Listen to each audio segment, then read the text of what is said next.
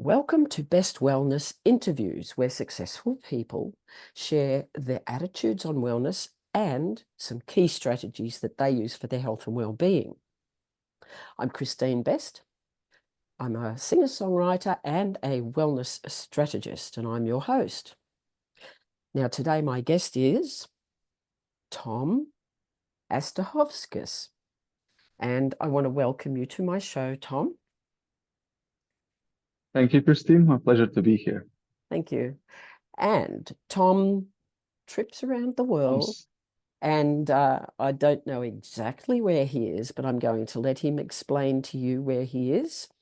And he can also share a little bit about who he is and what he does. Would you like to do that, Tom? Yes, so I'm originally from Latvia. However, at the moment I'm in Tallinn, Estonia, for Mindville University event. However, these days I mainly base myself in Mauritius. So I'm traveling between Latvia, Mauritius, and some other destinations once in a while. And shortly about me, I identify and call myself as a dream accelerator.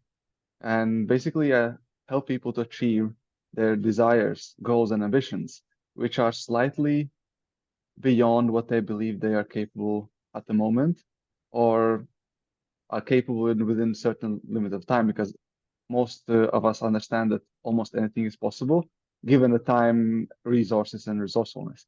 So I'll help people to get there faster. And when it specifically comes to wellness, my approach to wellness is through self-love and flow state. So that will be short about me. Yeah, thank you, Tom. Now, I'm very interested in the flow state and how you link that to wellness. Do you want to explain a little bit about that? Yeah, so usually how flow state is understood is the challenge versus skill. And too much challenge usually is identified as negative stress, and that's has detrimental to health. And it's very easy to, when you're a high achiever, when you achieve more, when you're working on projects, you kind of ignore that overwhelm of too much stress, and that leads to ill health and loss of productivity and all the other things. So well-being diminishes, and actually productivity diminishes over time as well. Not even a even short-term diminishes, but uh, there's appearance that I'm productive if I'm overwhelmed, like which is not really true. So that's part of the equation. But if the stress is not enough, then you kind of get bored and productivity loses. And over time, also, it can go into depression because it feels like nothing is important. And so it's neither too much, neither too not enough. Stress leads to loss of productivity and loss of health. So flow state is one very clear, very defined, and well-studied system that allows us to manage our stress and through management of stress, get into better health and productivity at the same time. And that's what I love about it. Sure. And to be in the flow, basically, you need to have a vision into some direction and that kind of thing. Is that what you work Definitely. on as well? Definitely. So for anyone to engage in a flow state, there needs to be an outcome. Not necessarily vision. Vision is helpful if you have, because then you can achieve your goals on a long term and align everything. So it's very helpful. However, just to purely enter the flow state, you just need to specify and clear outcome, what you're trying to aim and achieve at this specific time, and then go for it. And then you follow all the other protocols. So, So a but yeah, goal. People yeah, need a basically it's a goal. goal and outcome. Yeah, we need a goal, something to aim for. Yeah, definitely need the direction because opposite Yeah. of that would be going with the flow, which is it just whatever happens, I'm fine. And that's not what I'm Yes. talking about. No, Going with the no. flow is not the same as being in a flow. In a flow is like I have a specific direction which I'm going, and if the flow brings me in opposite direction, I know I have to do something about it. Yeah, that's right. You want to be heading in the right direction. Exactly. I want to be Um, heading in the direction. there's not much point being in the flow when you're distracted by something else and off you go to chase Yes. shiny objects, which is not a very good thing to do. You need to stay on track, focus, be committed. Did you say that? Yeah, exactly. That's a very fair point. Yes, you can be in a flow state. You can be going with the flow. All these things can happen at the same time. But if you're not working a bigger goal, something meaningful for you, then it may end up, though that flow state can end up leading you nowhere. Yes, you're in a flow all day, every day. Yes, you're following all the tips and tricks. But if you're not working on bigger vision, then you're just basically going with the flow and may not be the thing you want to end up in the first place. So yes, definitely have to have a longer term vision as well in that sense. Yeah, I think a lot of people don't know exactly what they want. And do you help them sort of discover that for themselves? Yes, yeah, so that's one thing I also help people with because in my personal life, what I've discovered when I'm feeling stuck, when I have any kind of arguments, whatever the struggle I'm going through, I can always pinpoint that I don't know what I want, or I don't know what I want clearly enough.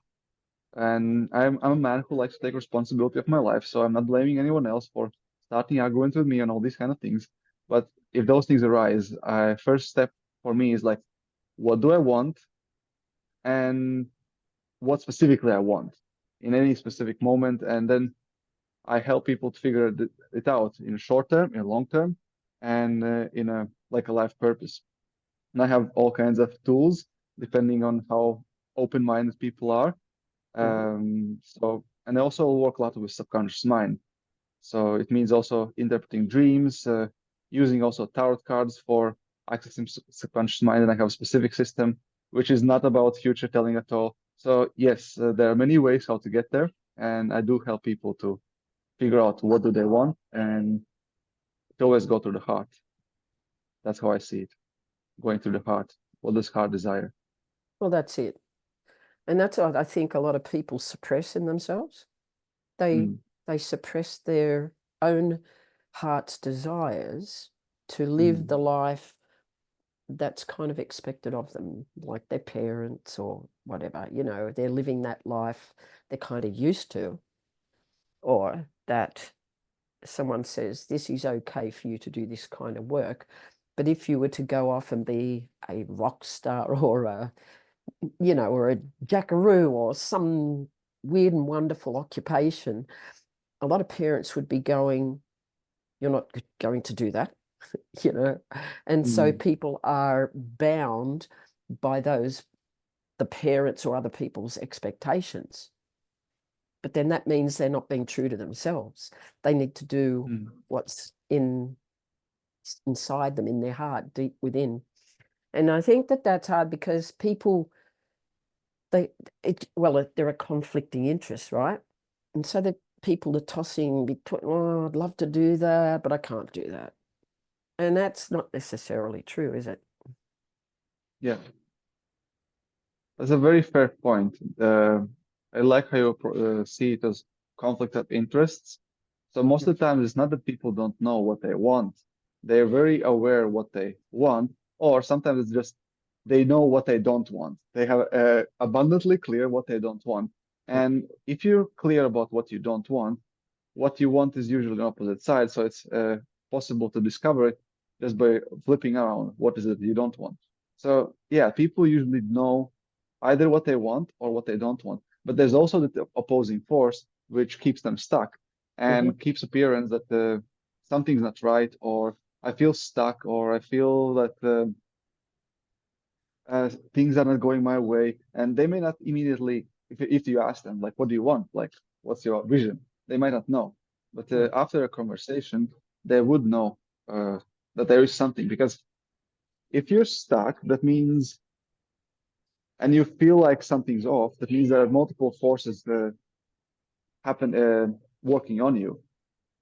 And because there are multiple forces, that means one is leading towards what you want and one is keeping you where you don't want to be. And that's important. Discover what are those forces and remove the ones that are not serving you. That's right. And that's something I help people with. Identify what are the forces working on you. What do you want? What do you think you cannot have? And going along these lines as well. Yeah, because people quite often can't see the forest for the trees, basically. You know, they know Mm, they've got a problem, but they don't quite know what it is or how to even deal with it, even if they do know what it is. So you've got the tools to help them, right? yeah. Now, you don't just do that kind of work, the flow work and helping people solve those sorts of issues. You also do yoga, don't you? So I'm an avid yoga practitioner, and I do yoga every single day. Maybe like once a week, once in a while, I skip my practice to practice yoga every single day, and it gives me lots of health benefits. However, these days I don't teach yoga as much as I used to. I used to teach it a couple of years back, and I do have yoga background. And these days, what I take from yoga is I can guide towards practicing themselves, like help them figure out which style of yoga is for them, how to practice it mindfully, and give them guidelines how to start take steps to basically being in a body and regulate the nervous systems. These are the main, basically, there are two main categories when I what I pay attention to when it comes about yoga. First is be in a body, move your body, exercise, stretch, move. And second is regulate nervous system through breath. And then third one would be the mindfulness.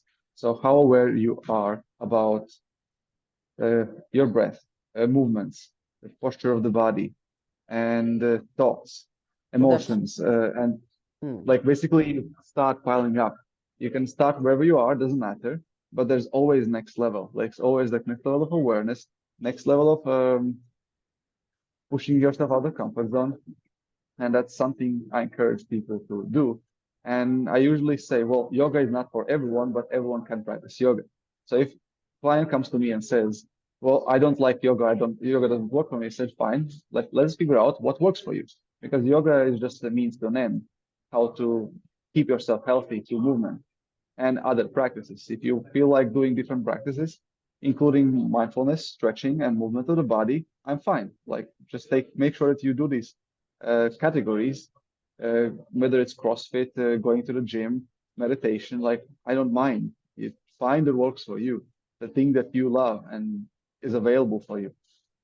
So yes, that's how I see it. sure. I mean, yoga is good in lots of ways, as you said, for moving your body, for keeping it flexible and supple. And Mm, it also helps with controlling your thoughts and, as you yeah, said, breathing. So if you're concentrating on the pose and you're concentrating on your breathing, it actually helps you to focus your thoughts. So it's quite a good, um, I guess, system or exercise system that has its multiple benefits.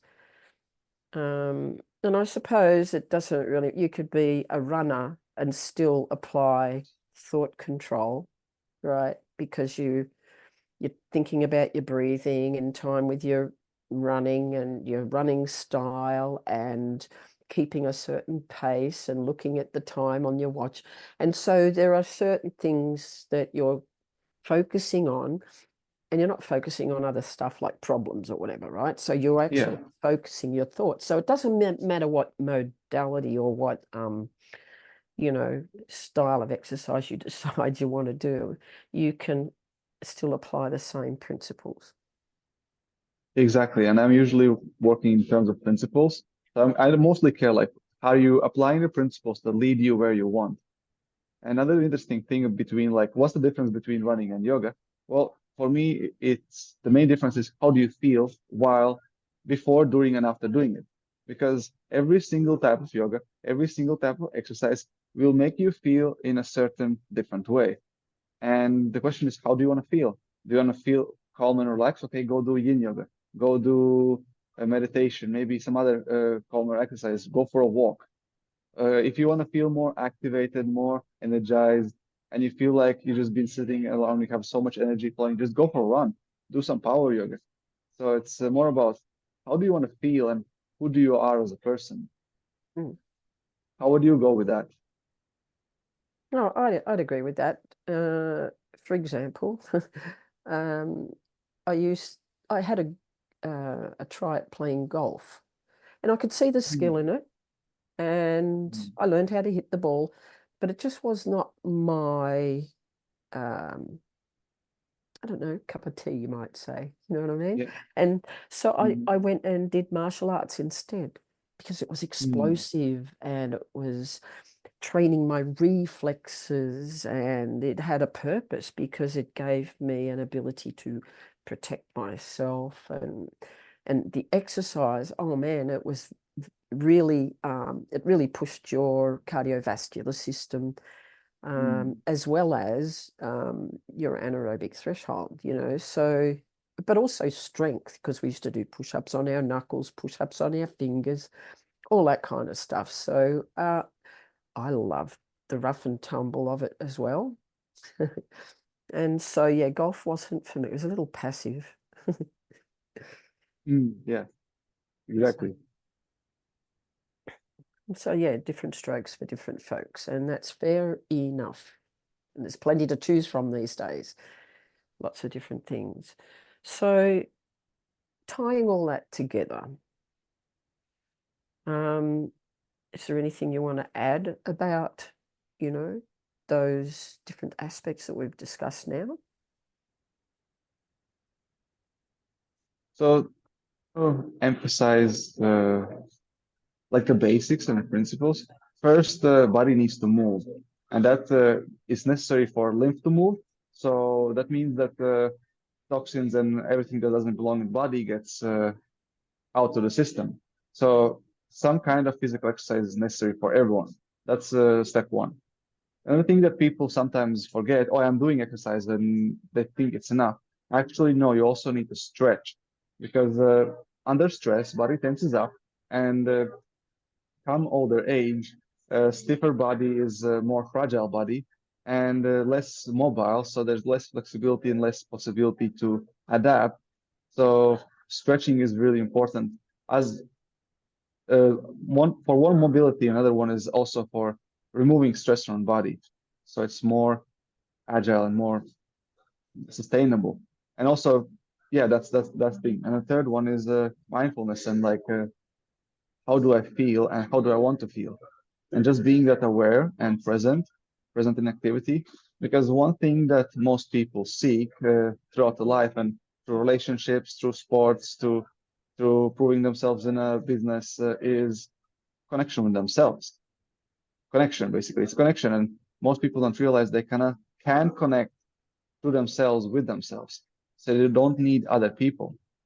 In and one thing that people usually fail to recognize is that they tend to reject themselves in some shape and form through rejecting their desires. So all these things can be acknowledged through any mindful practice, like yoga, like going for running. So when you are so intimately in touch with yourself that you really love your thoughts, that you really love yourself, your body, your emotions, and that self-acceptance goes a long way. And I do encourage everyone, if you feel like you're not a person who meditates, I would question, okay, why not? Do you don't like your thoughts? Do you don't like your body? And if that's the case, that's there's no shame, no guilt, no condemnation. Okay, is would it that be something valuable for you to explore? Because you're spending time with yourself all day, every day till you die. So you're the most important person. Wouldn't it be nice to fall in love with yourself and everything within you? Because you're the most important person in your life. I would So agree that would with be the that. main thing I would, Yep, yeah. sure. Because if your body is stiff and it's not all your systems aren't working properly, your circulatory system's not working properly because you're sitting too much, you don't stretch your legs. So all that is going to affect detrimentally the way you feel. So if you're Mm, active, it sends the right hormones around your body to make you feel good. And so movement is essential for the human body if you want to feel good. mm, And stretching and staying flexible is important because if you lose your range of motion, you won't be able to do all of the activities that you currently do, because as you get older, you tend to get stiffer, and if you do not stretch to counteract it, yeah, you're heading down the wrong path. If you use it and you continue to stay flexible, you'll keep it a much longer. You can stay in better shape, and so that makes you feel mentally good about yourself. Plus all the energy flow, not just the circulatory flow, but the energy flow is so Mm. much better. So your central nervous system is going to work better. There's less stress because it's it's flowing how it should. When you've got blocks in your body, where the energy is being blocked by tight muscles or something, well, obviously that's going to affect how your brain works, because instead of worrying about what you're going to achieve, your brain is actually trying to sort this problem out, or it's concentrating on the problem, which is distracting your thoughts from what you should Mm. be achieving. So it's, looking after your body makes very good sense, physically and mentally. And I would add productively, because as you mentioned, Yep. the the more physically active you are, the more energy you have, and that means mental energy, physical energy, and emotional energy. And that energy can be channeled anywhere. It can be channeled into love Yep. life. It can be channeled into the business in a productive work. And less energy you have, less energy you have to channel there, less productive you can be. Mm. So different people get driven by different desires and different values.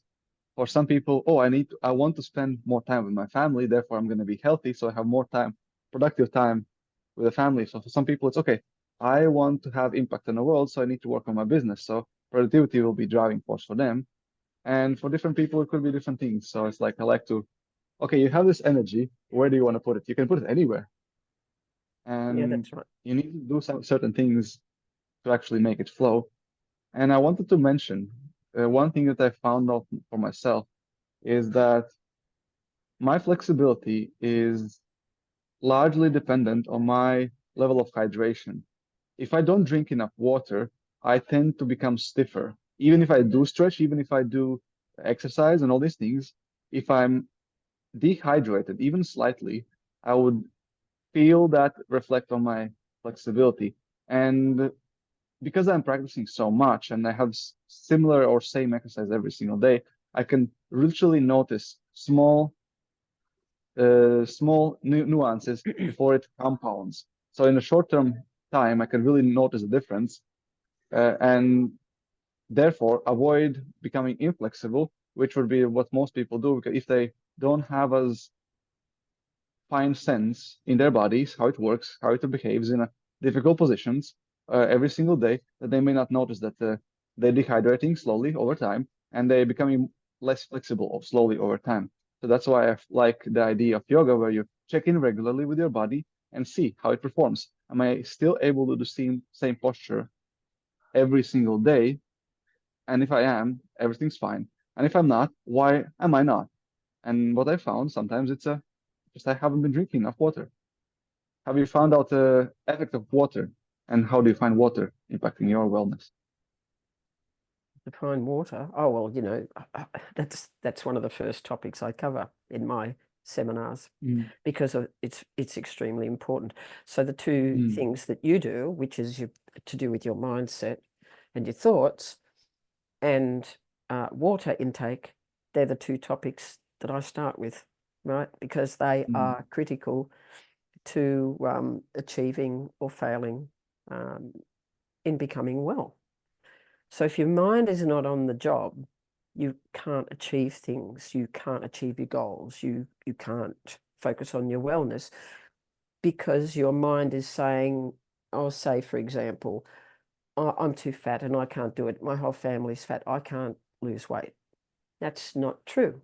Anybody can lose weight if Mm. they put their mind to it and adhere to the correct rules. But that's because the mind is making excuses. Oh, it's hard and I can't do it. I don't believe I can change. Right? It's just a belief they have about themselves, and it's incorrect. I can't win this city to surf race that I want to enter into. It's not that you can't win it. Anybody can train the body. The body can be trained to do anything, really, you know. So if your mind is not in the right place, no, you're not going to achieve that goal. So also, you're not going to make the end of the race if you don't drink enough water. So, you know, both go hand in hand, and water is the elixir of life, really.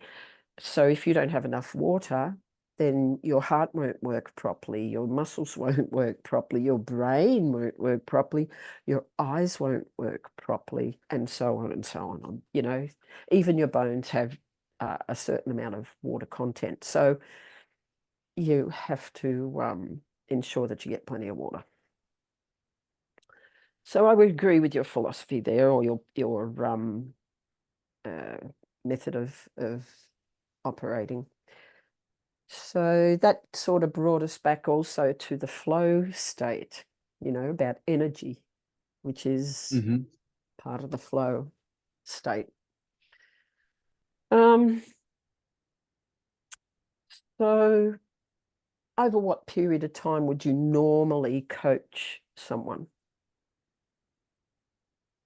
So usually it would be, you mean period of life, age group, or No, no, the stages that. no. I mean, if you take on a client and they need some Mhm. help, Yeah. so Tom, how long would you coach that person for? Would you coach them over a month, 2 months? What do you normally do? Okay. So usually I work with for half a year at least, because I'm working on establishing long-term visions and sustainable results. I don't. I love quick results and all these things as well. However, I also want to make sure that those quick results keep steady and uh, sustainable practice, Mm, so they don't wane away. And I work mostly on transformation and identity shifts, which can take a while, once in a while. yeah, no, I'd agree. So it's usually at least half a year that I work with people Mm-hmm. Um, to develop shift habits and all these things. sure. So what would you say is your most significant success story with your clients? What one stands out in your So, mind? so the first thing is the most significant is No, one case. Just pick one one case case. Yeah, that has one case. really moved you that you feel very proud of or whatever. Yeah, it's the most Hmm. significant one for you. The most significant for me personally is helping a client to find a love of their life, where I help my client to come from a place that they are almost shy to admit that they want to have a life partner, a soulmate, to a place where they were able to find a truly love of their life and establish really stable and sustainable relationship, which is not only attracting a partner for life, but also keeping in a relationship for a longer period of time. So it means that visions are aligned, values are aligned, and all the day-to-day challenges that you experience being in a relationship are not offsetting, because this specific client, they had a very little experience in relationships, so there's lots of things that could go wrong, and it's also guiding through the process and realizing, okay, this is what you're dealing with, and what do you want? Like, keep always being in person. What do you want? And they realize, and after you realize what you want, it's easy. Nothing's bad happening here, and cultivating and seeing that love expressed, I found that that's the most important thing for my in my life, like seeing that love being expressed and alive. Awesome. So would you say that person who would be in that situation would have a fear of relationships be based on their lack of self-belief or something like that? Definitely. So, person in that in similar situation like I described as my client, uh, avoidance of intimate connections, uh, fear of relationships, fear of getting too serious, fear of what if this doesn't work out, and am I worthy enough? Maybe resistance to talk to the opposite sex because what if this doesn't work out?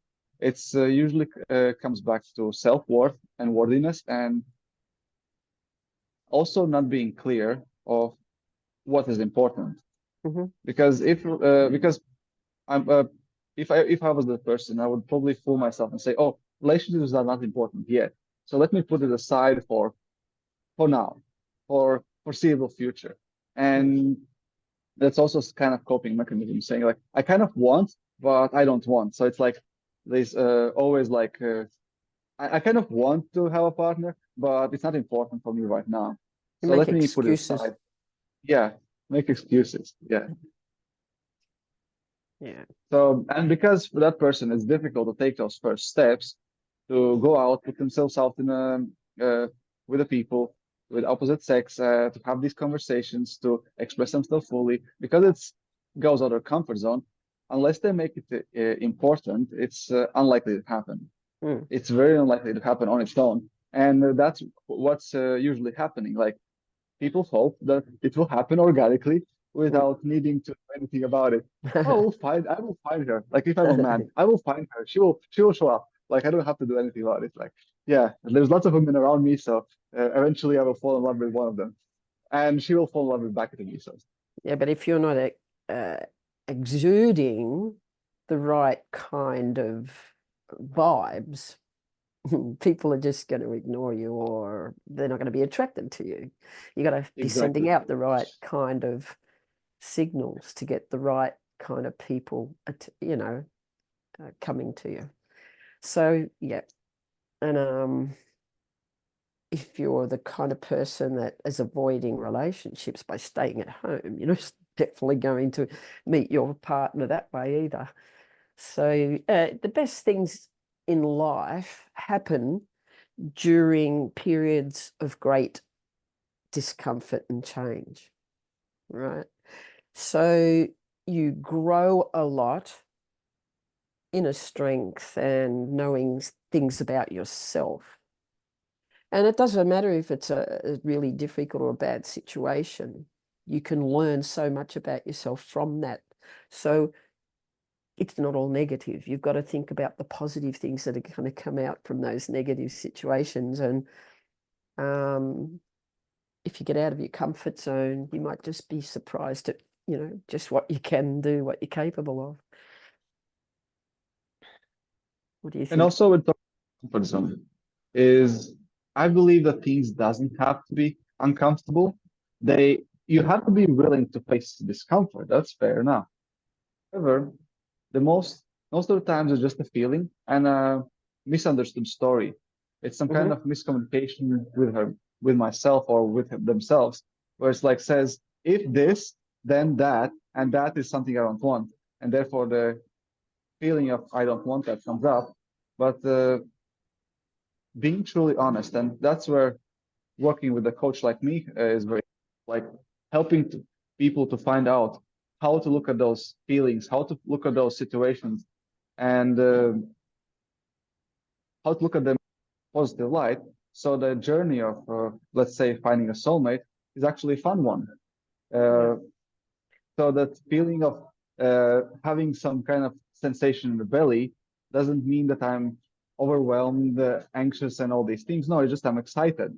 And if you're able to reframe yourself every single step of the time, then journey is that much more easy. Yes, it all And depends it on almost how you doesn't. how you look at Yeah, things, right? exactly. Yeah. If you look at it So as this a is very bad important. yeah, if you look at it as a bad situation, and I don't want to do that, but if you change it to, it'll be a little bit challenging, but the outcome for that could be really good. If you think of it that Yeah, way, it's yeah, easier then to do it, isn't it? yeah. And I love things easy, and that's what Well, of course, it would be I better find. if it was, Yeah. but it isn't always. Yeah, that's what I said in the very beginning. You have to be willing to face the discomfort and uncomfortable, but you don't always have to go through it. And if there's a way not to go through it, why not? I love flow state, and flow state means everything comes effortlessly. And there's always possibility to enter the state of flow. The question is, are you willing to pay the price to enter there? Are you willing to let go of the past beliefs? Are you willing to set out clear goals and admit what is it that exactly and specifically you desire? Mm. Yeah. Yes, and that's knowing yourself, but also being honest with yourself. Yeah, And yeah, that honesty is very important. that's not always easy for some people because they don't want to admit certain things about themselves sometimes. Yeah, that happens. But, people can come to terms with that.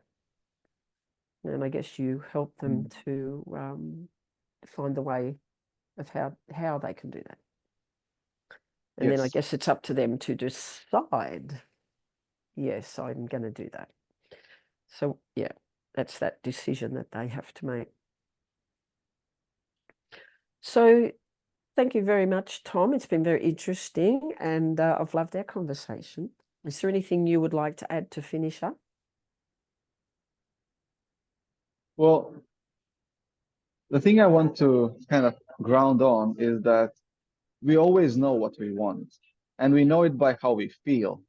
And if we feel good, that means we're going in the right direction and we're getting what we want. And I like to see the feelings as our compass.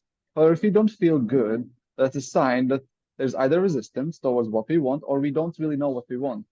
So it's feelings is basically our guidance system to guide us towards what we want and have that life in a flow state, that life of enjoyment and happiness and love. And the more love we open ourselves up, the better health and better quality of life. So if you don't feel love, and I encourage you, why not? I encourage you to get curious. Why not? Because there's nothing stopping you from having love and feeling love right now. So I invite you to feel love. Well, love's a positive emotion, and it's much better to have that than the negative emotions. Yes. Yeah. Well, that's a good note to finish on. Thank you very much, Tom. It's been a pleasure having you on my show. My pleasure, Kristine. All right. And all the best with your travels and sightseeing and success with your business. Thank you. Thank you.